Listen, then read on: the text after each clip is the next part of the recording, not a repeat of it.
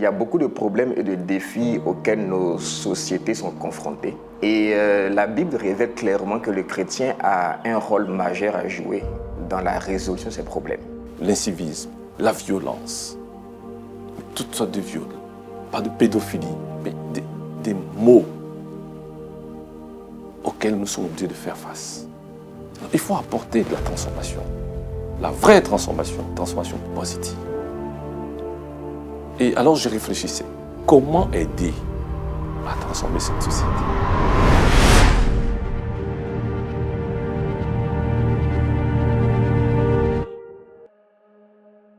Bonjour, je suis Dr Siloué, épouse Koulibaly. Je suis chef de service communication dans un programme de santé. Je suis M. Koulibaly, Kolo Tilema, DRH pays d'une entreprise qui opère dans le secteur minier. La prévalence du VIH en Côte d'Ivoire est de 2,5% selon l'enquête menée en 2018 appelée CIFIA. Les nouvelles infections sont en train de flamber au niveau de la jeunesse. Ces filles de 15-24 ans, n'ayant pas de travail, d'activité financière, elles sont obligées de s'adonner à des hommes qui valent leurs parents, mais parce qu'elles ont besoin d'être entretenues. Pour une fille qui n'est jamais venue présenter quelqu'un à la maison, avec qui on voit les iPhones, des appareils vraiment qui sont assez coûteux, il y a le lieu de s'interroger et de la faire asseoir, échanger avec elle. Il faudrait tout le temps parler avec les enfants. Parce que quand on est aussi trop rigide sur les bords, vers la fin, les enfants ne parlent plus à leurs parents. Ils préfèrent aller sur les réseaux sociaux. Les réseaux sociaux qui nous vendent aujourd'hui des exemples, des stars de 2 jours qui prononcent certaines paroles qui n'ont pas de valeur ajoutée. Mais ce sont ces modèles-là qui sont brandis et tout. Donc ça fait que la jeunesse n'a pas de repères. Et finalement, on se rend compte qu'elle suit plus ce qui est dit dehors que ce qui est dit à la maison.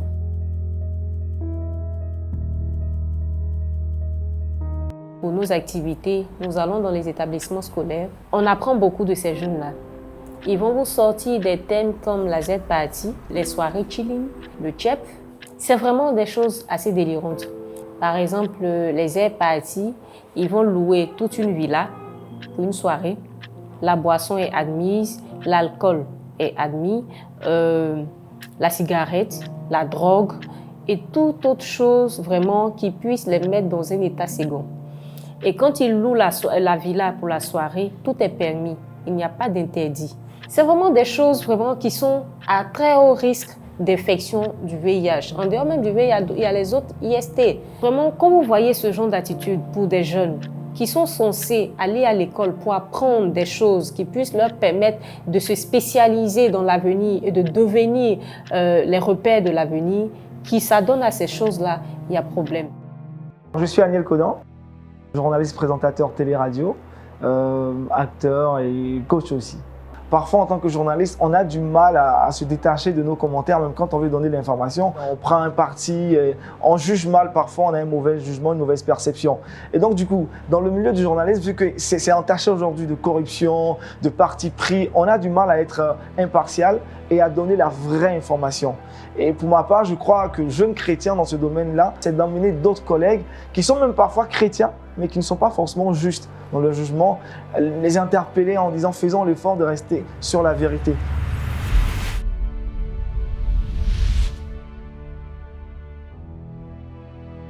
Notre société aujourd'hui est menée par la cupidité, la recherche du gain facile, l'amour de l'argent en fait au-dessus qui prime sur les relations humaines, sur la valeur des personnes. Des personnes qui cèdent des parcelles de terrain à une, à deux, à plusieurs personnes en fait. De sorte qu'après ça a un impact même sur la vie des gens qui se retrouvent après des années privés d'un bien auquel ils ont toujours attaché une valeur sentimentale. La réflexion que j'ai par rapport à la corruption, c'est de me dire mais pourquoi parfois l'entente de corrompre? C'est souvent pour obtenir un service. Mais pour nous qui sommes chrétiens, nous rendons naturellement service. Je reconnais que c'est une réalité et c'est d'ailleurs pour cela que l'État de Côte d'Ivoire a pris des dispositions au travers du ministère de la modernisation. Je parlais du portail millier. Si vous êtes victime d'un acte de corruption, vous pouvez saisir l'Observatoire du service public et dénoncer une telle situation. En zone urbaine, les femmes de ménage ou aides de maison font partie intégrante de la cellule familiale. C'est à ces femmes, souvent peu instruites et sans profil de carrière, que s'intéresse Annie Carole. Je suis Annie Carole Kofi, née à Moa.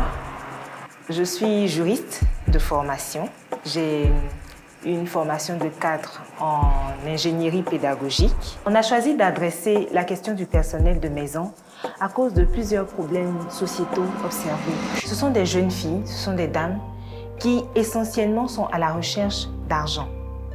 Elles ont des situations parfois difficiles, elles souhaitent des solutions et le métier le plus facile apparemment est celui de femme de maison parce qu'il ressemble au travail fait habituellement chez soi.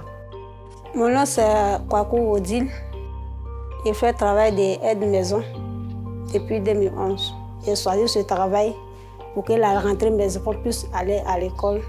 Seulement, il y a une désillusion quand on arrive sur le lieu de travail et qu'on doit constamment recevoir des ordres d'une personne. Dès le début, c'était difficile.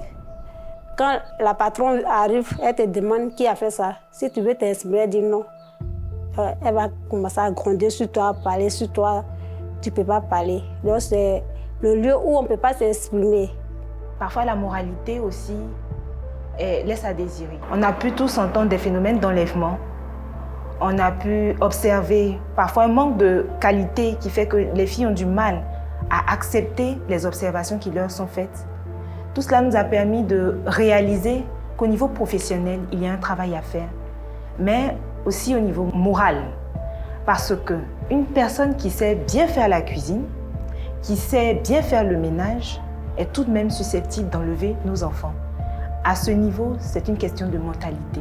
Et face à ces observations, on a bien réalisé que la parole de l'employeur ne suffira pas. Il faut juste que la fille de maison ait une mentalité transformée. La seule personne qui puisse véritablement transformer un individu, c'est le Seigneur Dieu.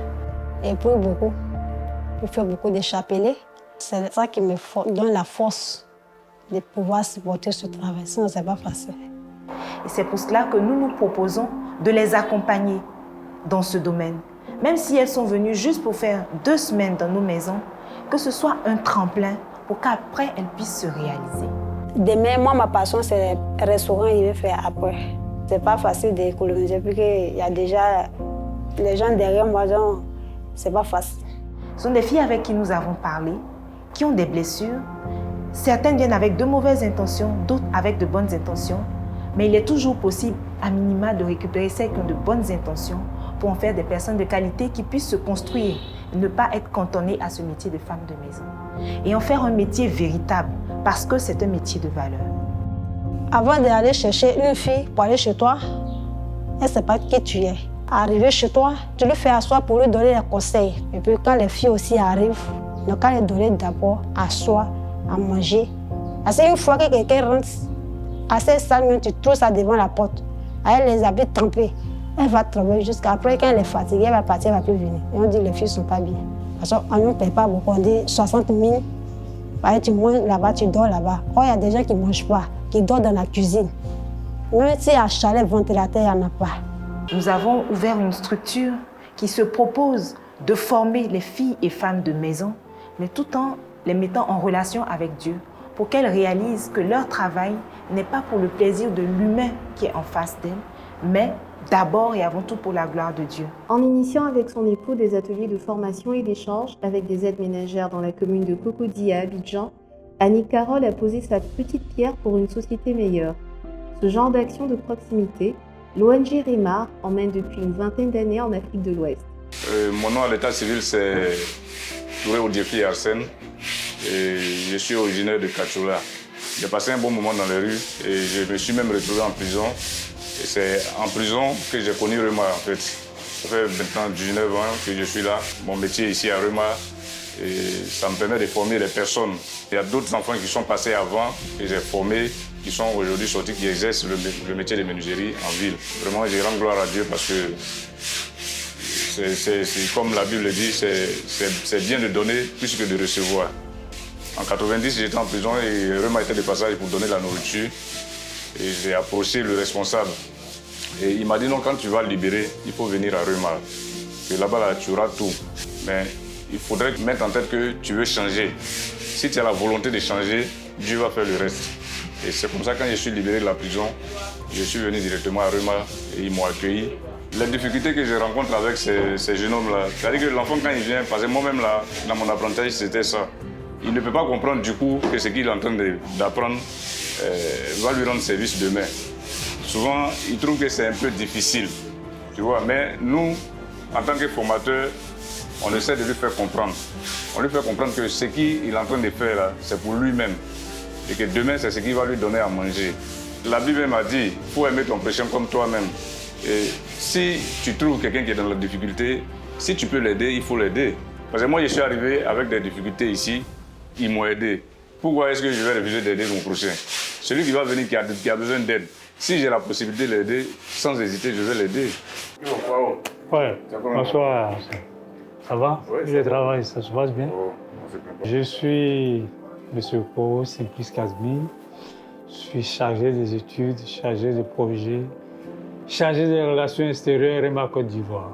REMA, c'est une institution internationale à but non lucratif qui milite et exerce de par sa vocation pour les personnes en situation difficile, telles que les usagers de drogue, les enfants de la rue, les prostituées, les alcooliques. En somme, toutes les personnes éprises qui sont sous le joug de certains fléaux sociaux, je vais dire professionnels. L'origine, c'est un peu la base éducationnelle des parents. Parce qu'il y a des parents qui fuient les responsabilités et donc les enfants sont pléthoriques. Donc l'éducation, la ligne éducationnelle prend un coup. Et donc ils se trouvent dans la rue, ils pensent que c'est la rue qui est le point de repère pour eux. Voilà. C'est de mise à REMA, faire en sorte que la personne soit récupérée pour être un acteur futur de développement. Selon vous, le chrétien peut-il changer la société pour le mieux? Un chrétien peut changer la société parce qu'avec la prière, ça tarde, mais ça aboutit. Maintenant, une fois qu'il a saisi, qu'il a vu, il va aussi transformer le message à ses proches. Ce n'est pas toutes les catégories, je veux dire, de chrétiens qui adoptent cette ligne. Mais je crois bien que la majeure partie sont en train de saisir l'importance, la quintessence véritable du travail que nous devons faire à base de nos idéaux chrétiens. Il est demandé aux chrétiens d'aller partout pour annoncer la bonne nouvelle. Mais il y avait cet évangile qui voudrait qu'on soit dans le monde, mais qu'on ne soit pas du monde. Donc on se mettait un peu en retrait. Mais le vrai shalom de Dieu, c'est ici qu'on l'avait vu d'abord. La vie chrétienne, c'est une vie de tous les jours. Il faut pouvoir porter l'odeur de la connaissance de Christ autour de soi, dans notre manière de parler avec nos collaborateurs, dans notre manière de pardonner, dans notre manière d'agir. Et c'est ce que j'essaie de faire chaque jour dans mon travail. Prendre sa responsabilité, ses responsabilités en tant que chrétien déjà, c'est de pouvoir prier, ne pas critiquer, de ne pas dénigrer. On a peut-être des responsables, des dirigeants qu'on n'apprécie pas. Un pasteur me disait en sourdine, Daniel, si tu ne pries pas pour quelqu'un, tu n'as pas le droit de critiquer cette personne. C'est quand on prie pour quelqu'un, on peut aller à critiquer cette personne après, parce qu'on sait que derrière, on a entrepris une action spirituelle. Mais aujourd'hui, le corps du Christ, chaque église ou chaque communauté pense en premier à ses intérêts, à gagner des armes, augmenter en matière de numérique. On a beaucoup plus de chrétiens, notre église est dans le 4G, moderne et tout ça. Mais est-ce qu'on agit? Le chrétien est pour moi la graine qu'il faut s'aimer dans toutes les sociétés. La religion est pour moi mon bouclier, ma force. C'est le socle sur lequel je suis moi assis parce que le milieu professionnel est un milieu parfois hostile. Si vous n'avez pas des valeurs solides, vous ne pouvez pas tenir. Et la religion, ce n'est pas juste aller à l'église les dimanches. Ce n'est pas de cela qu'il s'agit. Mais les valeurs qui vous permettent, même en situation de difficulté, de tenir, c'est de cela qu'il est question. Et quand vous faites allusion à la parole de Dieu parfois, vous voyez des gens comme Daniel, qui ont connu la fosse au lion. Vous voyez des gens comme Joseph, qui sont passés par la prison avant de devenir Premier ministre. Quand vous voyez la vie de ces gens-là, des hommes de foi, ils n'ont pas été épargnés par la vie. Ils ont connu des difficultés, mais à la fin, ils ont triomphé. Alors, ça vous donne de la force. Ça vous permet de résister et d'aller de l'avant. Que chacun comprenne quel est son appel. Et une fois que cet appel-là est identifié, cet appel aura forcément pour conséquence d'avoir un impact soit sur votre famille, soit sur votre communauté, soit sur votre pays, sur votre ville. Ça ne pourra pas seulement être au sein de l'église, chanter à la chorale, ce qui est une très bonne chose. Louer le Seigneur, ça c'est une très bonne chose. Mais au-delà de cela, tant qu'on restera dans ce fonctionnement traditionnel-là, il sera difficile d'impacter le monde. Et bien au contraire, avec ce fonctionnement traditionnel-là, si on y prend garde, l'église risque d'être plutôt impacté par le monde. Donc il faut qu'on puisse vraiment se réveiller pour que chacun recherche, identifie son appel et que chacun essaie à son niveau de le réaliser. Et c'est à ce prix-là qu'on aura un impact, un changement réel sur notre environnement, sur notre ville, sur notre communauté et sur le monde dans lequel nous sommes. C'est vrai, on a beaucoup de chrétiens aujourd'hui. La société est davantage en train de se perdre, on va dire. Peut-être ces chrétiens-là n'ont pas encore compris leur mission sur terre, ou disons le rôle qui est pour chaque chrétien d'essayer d'influencer le monde pour Christ. Les chrétiens ne l'ont pas encore bien saisi. Donc il faut vraiment la prise de conscience de ce que c'est le rôle d'un chrétien appelé à Christ, qui doit changer, transformer ce monde dans lequel on est. Je suis passé par l'école d'année, l'école de leadership. C'est une école qui m'a beaucoup transformé et transformé aussi tous ceux avec qui on a pris du plaisir à recevoir les cours de la part du coach Awaka, mais d'autres aussi coachs qui nous ont visités pendant ces sessions de formation. J'invite en tout cas ceux qui jusque-là n'ont pas encore pris la décision de s'inscrire pour la prochaine rentrée de le faire. C'est très important. Ils ne s'imaginent pas qu'ils ont une responsabilité, mais qu'ils sont appelés forcément à une vocation, à un ministère particulier. À travers la formation, Dieu se révélera à eux et ils prendront enfin leur responsabilité pour être utiles dans ce monde. Dernière école de leadership m'a appris à savoir que chacun de nous a un cercle d'influence. Si j'avais eu ces cours peut-être à l'âge de 16-17 ans, je ne serais pas la Alia que je suis aujourd'hui. J'aurais peut-être des dimensions beaucoup plus grandes que celles que j'ai présentement. Parce que quand tu comprends assez tôt la mission pour laquelle tu es là, tu es focalisé en fait. Tu es focalisé sur certaines choses qui te tiennent à cœur, que tu dois réaliser. Ça va, comment tu vas? Ça va bien, bienvenue à Project. Tu sais que Project faisait partie de... Ton projet de transformation. Oui, à Daniel École. Donc depuis, on a travaillé, on a pu acquérir nos petits locaux. Félicitations. Merci beaucoup. Donc, je t'en prie. C'est important de comprendre que quand on est un enfant de Dieu ou un chrétien en général, notre capacité ou notre volonté de résoudre des problèmes vient essentiellement du fait que nous comptons sur Dieu. Dans le livre de Matthieu chapitre 6, le Seigneur Jésus-Christ a indiqué un modèle de prière. Quand vous priez, dites « Notre Père qui est aux cieux, que ton nom soit sanctifié, que ton règne vienne et que ta volonté soit faite sur la terre comme au ciel. » Cette instruction de Jésus indique que la plupart des défis et des problèmes auxquels nous sommes confrontés sont les symptômes d'une réalité plus profonde. C'est que la pleine volonté de Dieu n'est pas faite dans la société, dans nos vies, dans l'environnement dans lequel nous sommes. Donc, il est de notre responsabilité de faire en sorte que cette volonté soit faite. ITN signifie simplement intercesseur pour la transformation nationale. C'est une vision que nous avons reçue pendant un temps de solitude avec le Seigneur.